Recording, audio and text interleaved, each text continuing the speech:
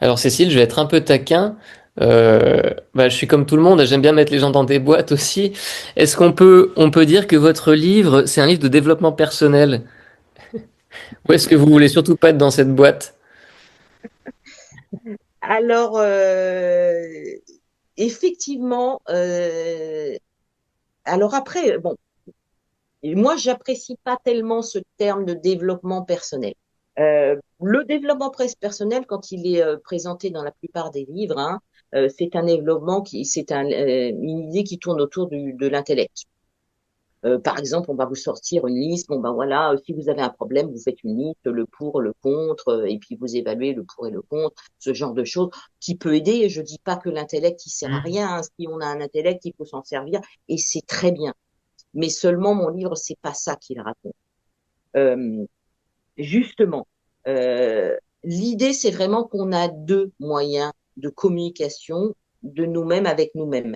On a cet intellect, donc vous faites des listes si ça peut vous aider, mais aussi on a ce qu'on appelle en ce moment beaucoup, c'est l'intelligence émotionnelle, qui est un moyen de communication et qui nous permet de faire ressentir que cette option-là, elle est mieux, cette option-là, elle n'est pas mieux.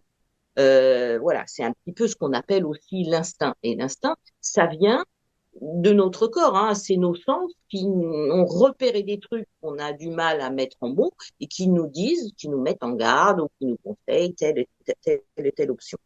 Donc, ça n'est pas un livre de développement personnel. C'est juste un livre qui raconte l'histoire de nous-mêmes et la façon dont on peut revenir à l'essentiel. L'essentiel pour notre corps, c'est tout bête, hein. C'est l'homéostasie. C'est-à-dire, c'est un endroit, un moment où justement notre intellect et puis notre corps sont en accord. On parle souvent justement de dire qu'il faut réguler nos émotions.